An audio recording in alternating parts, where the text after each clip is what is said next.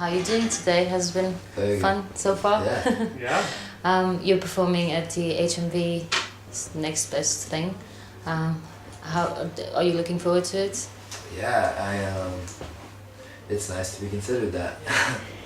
For sure. Because you're huge. I mean, I think you're big in the States at the moment. Yeah. Yeah, we've had a nice growth. Yeah. Did you expect that when you started off that it would, become such a big thing? Because obviously in the States, hip hop, R&B is the main scene. That was a shock to break into the mainstream as quick as we did. I think we've always wanted to achieve a certain amount of success, but we knew that it would take a long time. We've been a band for a while, and so all of it came very natural, but then all of a sudden this kind of thrust into radio rock came quick, but we've been handling it as best as we can. Yeah. So how did the band come together? Chris, our guitar player, and myself grew up in Southern California and had a change of address and moved to Utah. Mm-hmm. I was kind of unwillingly wanting to go, but ended up following him and met Brandon and Elaine, three different bands on the scene, and we started this band. Were you always into rock, or did the sound change? It did. Essentially, we started out as a dance electro-clash band and wanted to achieve that, but when Brandon and Elaine came on, it kind of changed the sound a little bit. Right? Really, our rock group came out, and I think Neon Trees now is a hybrid of what we kind of attempted to be at the very beginning and what we have become, what we are now. Yeah. So your new single, Animal, is coming out here. It's already, being played constantly on the radio and on TV. Can you tell me what the story behind it is? It's, we wrote it kind of midway through the record. In a studio with myself and Brandon and our producer, and he had about 10 seconds of an idea. And we were like, we need to write to that. That sounds fantastic. And the song really took on into life of its own. It's a story of a man-eating woman and the man in question and the effects that she has on him. And it's very tongue-in-cheek and sort of dark and masochistic, but wrapped up in sugar. Yeah, is that what your music is generally? Yeah, there's a very realistic, dark tone to it, but in sound and in melody, it's certainly tongue in cheek. And you've been on tour lately, and apparently you've been to my hometown, Luxembourg. Yes. Yes. One of we my love it favorite there. places. Yeah. Yeah. Actually, very much. Yeah. Was it where did you play? What was the place called? Is it Atelier or was it in town, like the city? It was in town, yeah. Yeah. Wow. The place it was called.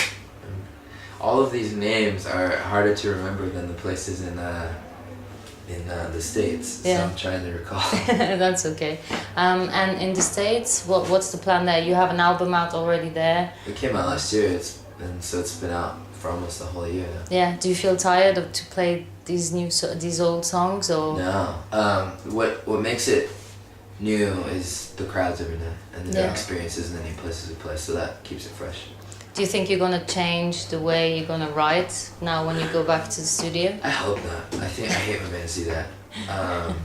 Yeah, we're definitely trying to find out what the sound of the band is, and bands evolve. I mean, that happens all the time, but we have no sure agenda of some new style or new approach. It'll just be natural, and we'll just continue doing what we do. Yeah. So what's the plan now? Just touring and then coming back to London for a gig in February, I think, at the end of February? Yep. We're on this tour and it ends tonight, and then we're continuing a promo tour and to go to Paris and Australia, New Zealand, and come back to London. Do you think you're going to be doing any festivals in the UK? Yeah, quite a bit. We're still waiting for the Confirmation. The exact thing. Yeah. So we don't have I don't know if we can talk about, but we're excited for the opportunities we've been getting. Are there any in particular you would want to play? I think V and Glastonbury. Leeds and Glastonbury for sure. And what was I gonna say? What are your influences? What do you listen to at the moment?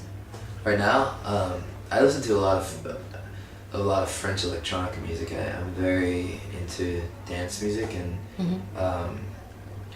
I think I love shoegaze music a little bit, '83, and I love Robin, the new White Lies record. So that's the kind of stuff I like. I love.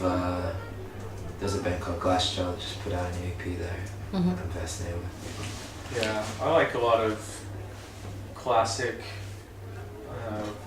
classic rock as well. You know, the Stones and Neil Young are big influences, and a lot of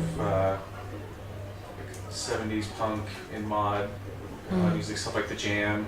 That really into, and Paul Weller is a great artist. I think someone that has stayed relative over the years, and even though he's always explored, what his interests are, at the height of the Jam, that he stopped doing that to go in a whole different direction with Style Council, and then through his solo material.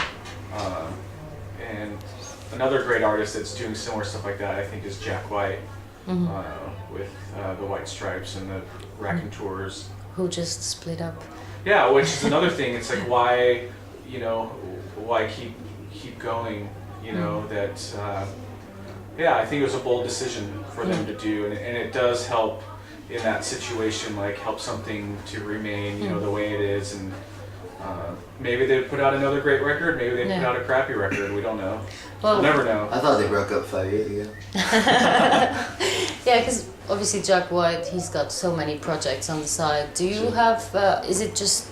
Are you just focused on Neon Trees? Obviously now because you're big, but do you ever collaborate, or are there any collaborations? I did a song on the new Black Cards record, and Black Cards is a band that Pete once started, and their record's coming out in March. So that's the only collab that. Well, then there's also Tyler's doing a remix for the Fratellis.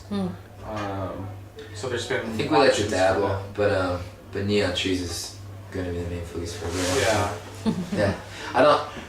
As much as I love when artists use their friendships and networking, I think it's so important to really build a band and stay with that and focus on it, because so many bands are getting started and stopped, and I miss bands having lengthy careers, and I think we shouldn't blame the current music industry for bands having short careers. We should blame everyone having ADHD. Yeah. Everyone needs to just focus a little more. Wait, focus on what? Their bands. What band? What? What are we talking about? Oh, great guys. Well, thank you very much Thank for you your so time. much. All right.